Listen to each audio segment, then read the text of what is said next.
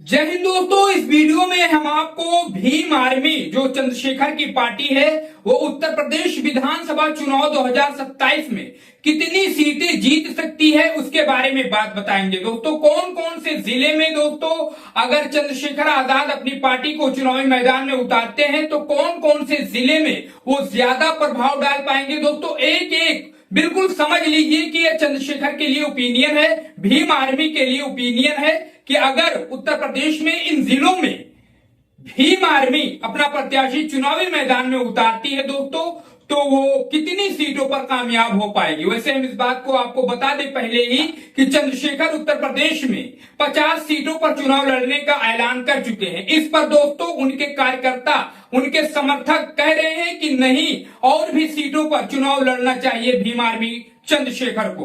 तो दोस्तों पहले जिले वाइज तरीके से देखते हैं कि किन जिलों में चंद्रशेखर ज्यादा प्रभाव डाल सकते हैं और कारण क्या है प्रभाव डालने का। जी हाँ दोस्तों, वीडियो में बने रहिए, बड़ा ही जबरदस्त और इंटरेस्टिंग वीडियो है ये, आप बिल्कुल बने रहिए। बात करते हैं पहले पश्चिमी उत्तर प्रदेश में जो दलित बाहुल जिले हैं। जी हाँ दोस्तों, यही सबसे मेन पॉइंट है चंद्रशेखर के लिए।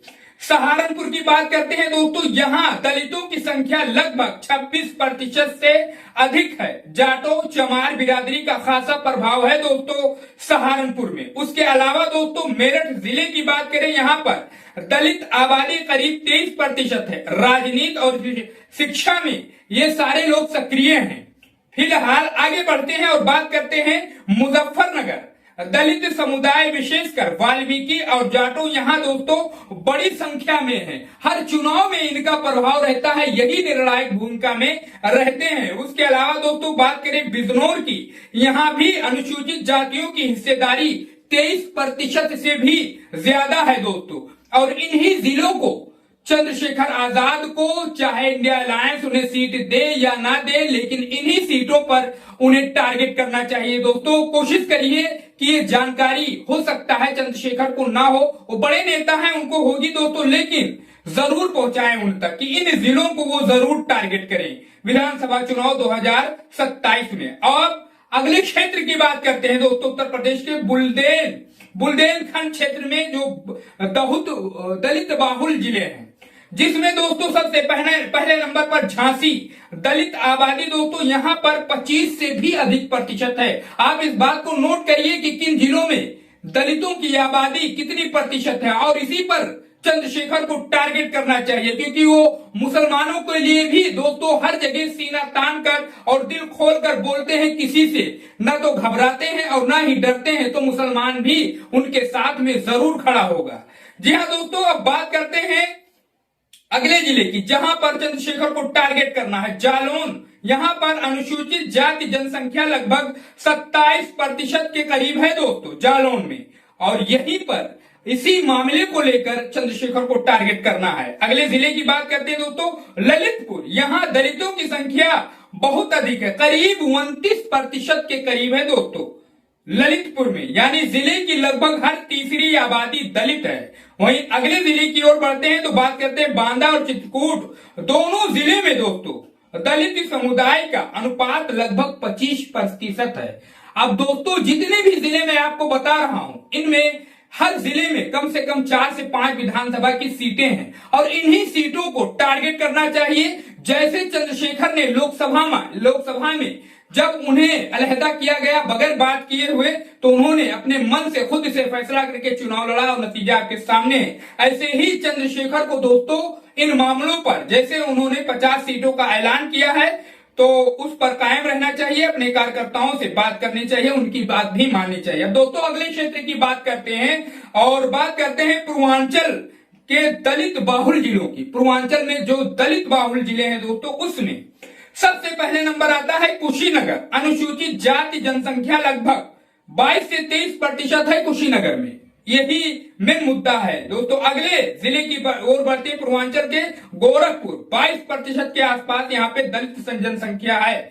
अगले जिले की ओर बढ़ते हैं दोस्तों आजमगढ़, यहाँ दलित लगभग 21 से 22% है। देवरिया, यहाँ भी दलितों की संख्या औसत से अधिक है, यानी इन जिलों में और लोगों से इनकी संख्या ज्यादा है, यानी ये निर्णायक भूमिका में जिधर ये घूमे उधर उसी का पाला भारी पड़ेगा दोस्तों।